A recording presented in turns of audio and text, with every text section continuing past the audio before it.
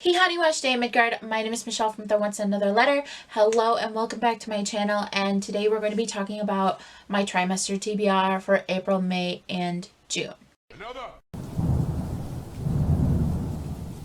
I started out in June of 2022 making trimester TBRs, making little fun challenges for myself, and I found that it actually worked. Not in the amount of books I was consuming, but just how excited I was. I put it together in my bullet journal. I put little pictures. It was something that I could track. I decided to extend it for October, November, and December. I didn't give myself a reward that time. Part of it did work. I read about 8 or 9 books on that, I think like 40 book list. I tried to start out really strong in January, February, and March by adding 60 books to the list because I was like, yeah, it's a new year. I'm going to read a bunch. I did not do that. I read about 8 or 9 books off of that list. It was not realistic for me. I cut it in half. April, May, and June is going to be called Belova's Spring Reads. It's so cool, right? It's good. I have 30 books on this list. I am very excited to show you what I'm going to be hopefully reading. The first book we have is Loveless by Alice Oseman. Calvin bought this for me for Christmas, and I've also heard both positive and negative things about this book. I thought it looked cute. It has ace representation. I'm sure it has other types of representation considering what kind of writer Alice Oseman is. The second book we have is Fight or Flight by Jules Macias, and this is I believe, like a middle school queer book about like friendship. Was also sent this by HarperCollins, so I am really psyched to check it out. Something that else that's really interesting about this book is that there are illustrations. So the next book that we have is Maggie Moves On by Lucy Score. I've heard of Lucy Score via TikTok from things we could not hide, or I don't know. It was the blue one with the daisies, and then there's a pink one. I don't know. Decided to pick this one up just because if that thing is like this big, okay, I don't want that. So I saw this cute illustrated romance. Illustrated romance covers are my shit. This is about Maggie, who is a YouTube, I think like a flipper fixer-upper type girly, and she arrives in Idaho. What she doesn't have time for is sexy laid-back landscaper Silas Wright. Say less. Really interested to see how they go with the whole Idaho thing, because they're like super Mormon over there. Also, there's a dog in front, and so it counts for one of the Avenger prompts. So the next book we have is The Days of Bluegrass Love by Edward Van de Vendel. And if you are an Avenger person, this also is a translated work. So if you're working to get your Black Widow prompt, like me, this counts for that. I think like a high school kid who does study abroad, kind of study abroad thing, and it was originally published in the Netherlands in 1999, and I believe that this is a queer romance. Either way, this was sent to me by Levine Queerdo in a TBR box, and I got about 6 or 7 books in that box, and this is one of them. I'm very excited to read it because, one, not only does Levine Queerdo have literally the best paper quality, but also they are so super kind to send these to me, and I have seen this aside from Levine Queerdo. So the next book we have, it's an oldie but a goodie, and I am currently going to be doing a challenge for a video, and this is part of it. And we have The Kiss Quotient by Helen Huang. I've read this before, but it's been, oh gosh, I think I read this when it came out in 2019, before all the bad shit happened. This was published in 2018. I can't remember what happens in this. All I know is that it's Stella and Michael, and it's sexy. So the next books that I have for you are the Love Hypothesis World. We have Love Hypothesis and Love on the Brain. I want to read both of these for the little challenge I was telling you about. And here's the thing. A lot of people talk about like, oh, this is Raylo fanfiction, and people love to hate on things. And I just want to see why. I want to see why they're hating on it. Honestly, it looks like grocery store birthday cake with the good icing. And if you know me, you know that I like trashy, weird romance. So it works out. Also, Calvin bought me both of these, so I'm gonna read them. The next we have is The Charm Offensive by Alison Cochrane. And I have heard a lot about this as well. It's an Achillean romance, right? I think movies or TV shows, either way, I see these two on the cover and it looks cute. Let's go for it. Next we have is The Wedding Crasher by Mia Sosa. So this is the second book in the world. So I'm hoping to conquer the Emily Henry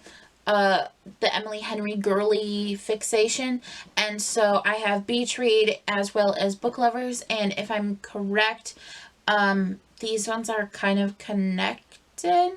I'm just going in and reading Emily Henry. I enjoyed People We Meet on Vacation. I was late to that train, so the Calvin got me these two. If not every single book that's a romance book, at least most of them Calvin has bought for me, so I like to make good on my promises. So this is Harvest House by Cynthia Leidig Smith. This is signed. I did not realize that. I am so psyched. Oh my gosh. All I need now is Darcy Little Badger and Stephen Graham Jones's autograph, and I will have like a perfect pentagon of indigeneity on my shelves.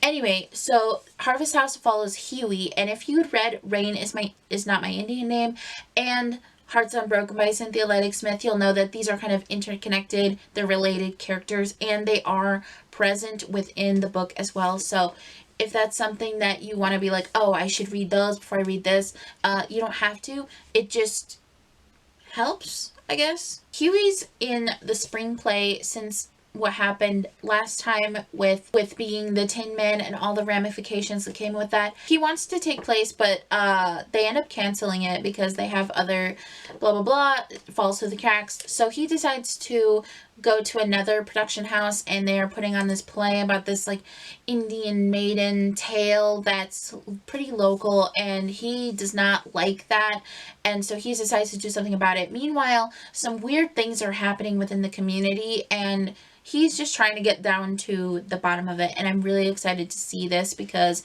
Huey was a good character within the Hearts Unbroken book, and so I'm excited to see what he does. The next we have is Aviva versus the Dybbuk, and this is by Marie Lowe. This is about a girl who is trying to figure out what's going on in her community as well. There have been an uptick of anti-Semitism within the community that she lives in. She has been noticing her friend is going through something and she's not sure how to handle it or how to go about it, and it's like roughly like 160 something pages, and this was also given to me by Living Queerdo, and I have been wanting to read more Jewish stories this past year. I read a couple last year and I really enjoyed them, and so that is something I want to learn more about. So I'm hoping that this can kind of shed some light on certain parts of the Jewish community. The next book that we have is Fat Chance Charlie Vega by Crystal Maldonado, and this is a story about a girl who is having her first times with like boys and trying to figure things out while also battling the whole diet, athletics, body image stuff. And I have been told that there is some things in here that I need to be wary of regarding like eating disorders and like the ways that food is discussed and things like that. So I am going to take care with this book, but I am really excited to see what kind of plus size representation is within this book. I've read a couple books with plus size representation throughout the years, and I really enjoy them because it's just about loving yourself and trying to love yourself while the entire world is telling you what you should and shouldn't look like. We're going to take a break from the physical copies, and I'm going to talk to you about the arcs. So the first arc I'm going to be talking to you about is Warrior Girl Unearthed by Angeline Boulet. So this one is a continuation of the Firekeeper Birch family, and this is about Donis's niece, and she is tasked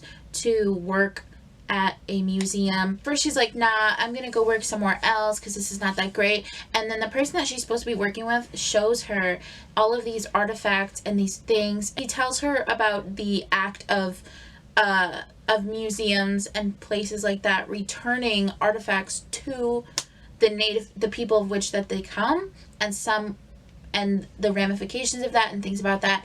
And she's like, we need to get them back like now, ASAP. And so this is about her adventure, which I'm very I'm loving it right now. I'm currently reading it, and this comes out on May 2nd.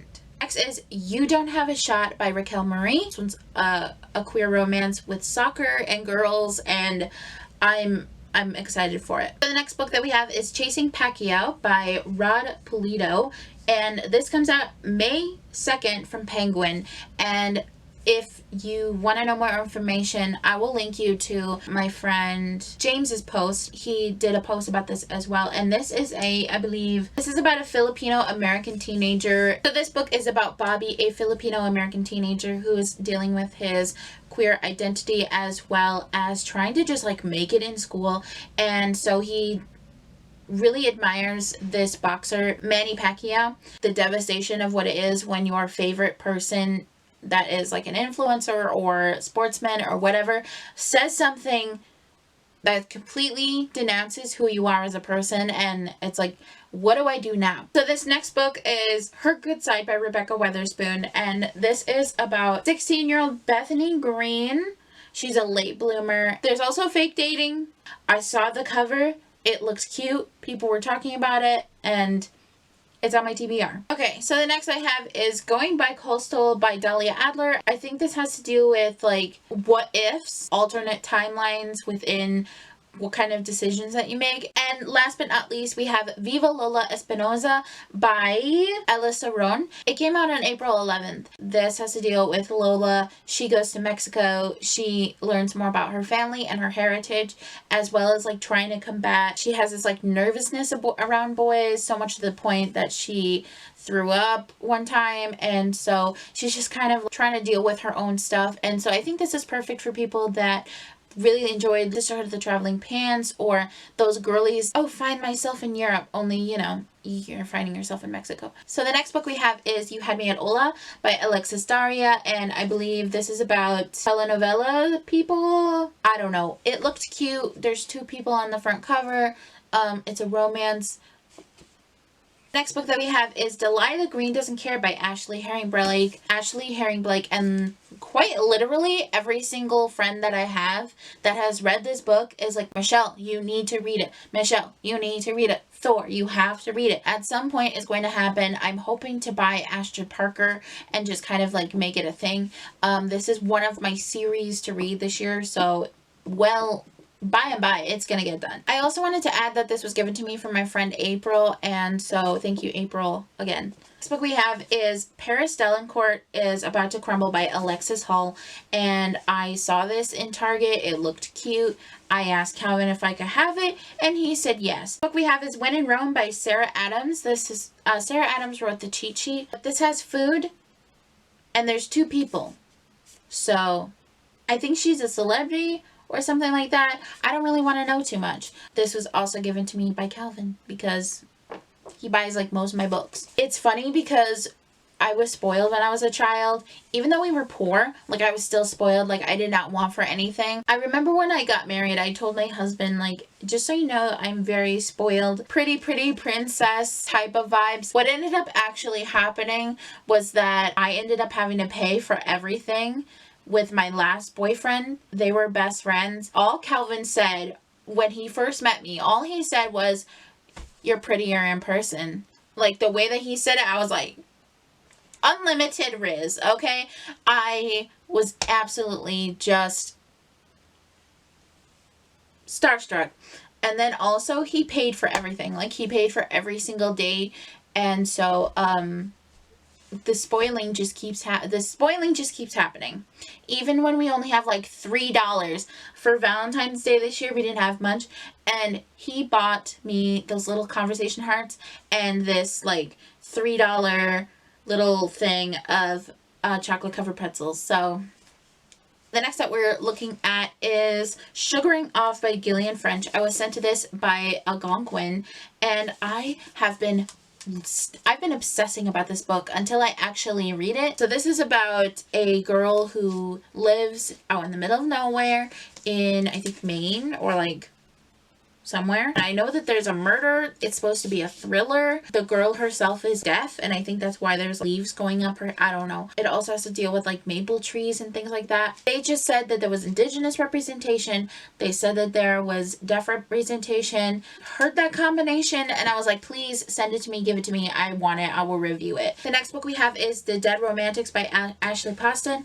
I think this has to do with grief. After a terrible breakup, she no longer believes in love. It's as good as dead. That's all I need, honestly. This was given to me for Yule by my brother-in-law Harley. Harley is literally quite literally cinnamon roll, and he gave this to me for Yule. He's literally like my bestest friend. This book we have is Abby Jimenez's Part of Your World. I just found out that Abby Jimenez isn't Latinx. She's married to a Latinx man, and I am like, oh my god, I'm so glad, because I was so fucking confused. Calvin said, do you want it? And I said, yeah, and he bought it. So the next book, I actually bought this at Birch Barks Books. I was given a gift certificate from my cousin Emmy. She always has a lot to say also about like Native issues, Lakota issues, and as well as like fabric and making things, and she speaks and stuff like that. Like, she does a lot of stuff. But anyway, so she gave me a gift card, and this is one of the books that I bought, and this is The Barren Grounds by David A. Robertson. It says Narnia meets traditional indigenous stories of the sky and constellations in an epic middle grade fantasy series from award-winning author David Robertson. And honestly, that's all I needed. Last but not least, we have What the Jaguar Told Her by Alexandra V. Mendez. And this is about a girl who is starting a new school, new city, Atlanta. And she just wants to go back to Chicago where her friends are, where her abuela lives. And I believe that this has magical realism, or right off the top of my head. But this is an absolutely gorgeous cover, for one. Look at that cover. And this was given to me by Levine Queerdo. And I remember seeing this, and I clicked on it, and oh, that, you feel that paper quality? Look at this. Also smells really good. Damn. Look at this. This is what it looks like without the dust jacket. What the fuck? Levine Queerdo is perfect. I love them so much. You'll never hear a bad word about them from me. But anyways, that was my gigantic pile of books that I would like to read in between April, May, and June. If there's anything more that you want to know, comment down below. And if you made it the entire way, either put down like a pencil emoji, or like a book pile, or like a smiley face of some sort. Whatever you want to do, put it down below. What are you going to be reading in between these next few months? Do trimester TBRs work for you, or are you a monthly TBR kind of person? It has been a couple weeks since I've filmed anything, since I've looked at anything, since I've read anything. I've read a couple books in between now and my last video. I just feel like I've been very out of touch with the book community. I've actually been struggling with that as a content creator. I noticed that I don't get as many views unless I'm talking about something indigenous, or I'm talking about something popular.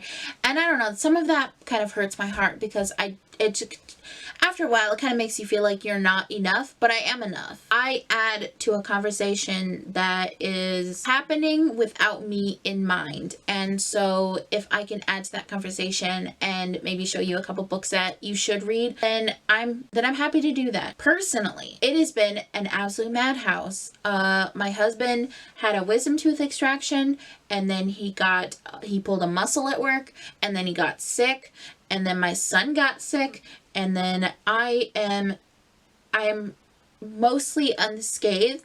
However, the ice, the snow, it is starting to melt, and I am terrified, because I know that if I'm not getting my 8 hours of sleep, if I'm not drinking water, if I'm not making sure that I eat something, if I'm not making sure that I'm not taking care of myself, I know I'm gonna fall so hard and get sick. Let me know if you want to become a patron down to the comments or whatever. The description I know words. Or if you would like to tip me, look at my coffee. Or if you saw something on this list and you're like, hey, I want you to make a video about blah, blah, blah, please feel free to DM me. I love making little projects for myself for videos.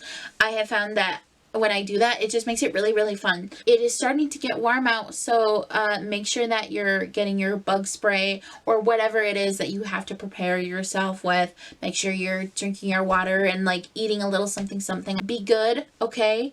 Make good choices, and I'll see you later. Bye. Can Chris Evans drive? What is going on with me and driving? Yes, I can drive very well. I'm trying to get a bunch of bitches to kneel. Jonathan? As if I don't like it. I don't like it. Cut the check. Cut the check. Get that bitch off the monitor. Where's my husband?